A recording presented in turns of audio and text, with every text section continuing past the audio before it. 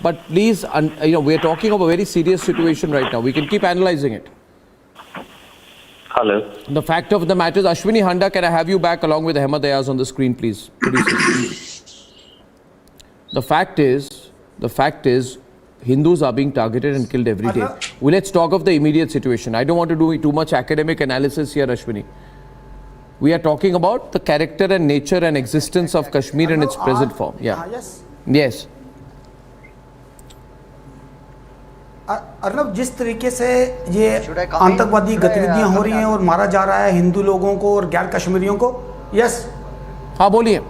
और आज एक बहुत उम्मीद थी कश्मीरी पंडितों को, जो कश्मीरी पंडित कर्मचारी थे, उनको ये बहुत बड़ी उम्मीद थी कि गृह मंत्रालय जो है वो आज कोई ना कोई इस पे इसका अकाउंटेबिलिटी फिक्स करेगा और पूरे देश को बताएगा कि हाँ कश्मीर में अगला स्टेप क्या होगा। लेकिन ऐसा कोई देखने को नहीं मिला। जिस तरीके से पिछले आप एक दिन में क्या देखना चाहते हैं? चाय पे चर्चा, उसके बाद पाकिस्तान के बाद संवेदनाएं के बाद चेतावनी, और चेतावनियों से आगे आज भारतीय जनता पार्टी नहीं बढ़ पाई है। और आपका सवाल यह कि एक हफ्ते के लिए उमर अब्दुल्ला या फारूक अब्दुल्ला साहब की सिक्योरिटी हटा दो।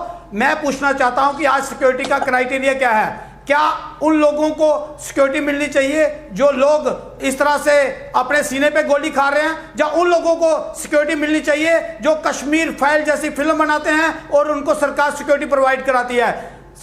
प्रायोरिटी कौन है? ये आज सरकार से पूछना बहुत जरूरी हो जाता है कि जो लोग अपनी मातृभूमि की सेवा के लिए कश्मीर जाते हैं और देश की एकता और अखंडता के लिए अपनी जान गंवा देते हैं, या उन लोगों को जो कश्मीर फाइल बनाकर देश के अंदर आतंकवाद फैला रहे हैं? I want Tuhin to respond. एक दिन में आप रेस्पॉन्स नहीं देखेंगे।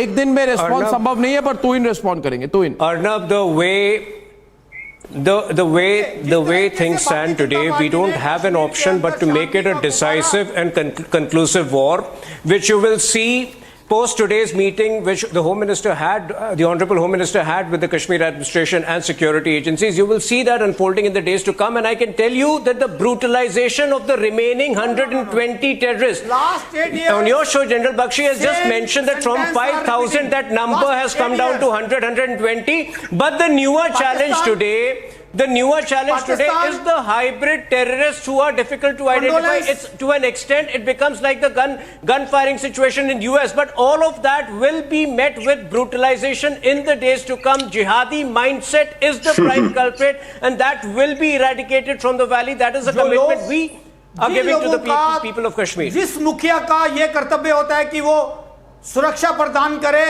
वही ये कहे। आप किसके बारे में बोल रहे हैं? कि कश्मीर के अंदर आप किसके बारे में बोल रहे हैं? आप किसके बारे में बोल रहे हैं? आप बताइए किसके बारे में बोल रहे हैं आप? मैं एलजी साहब के बारे में बोल रहा हूं कि एलजी साहब की रिस्पांसिबिलिटी है कि इन लोगों को सुरक्षा मुहैया करवाए, लेकिन उनका यह कहना कि परछाई से भी डर लगता है, परछाई और हर किसी को सुरक्षा नहीं मिल जाती, ये सबसे बड़ा नाकामी और सरकार की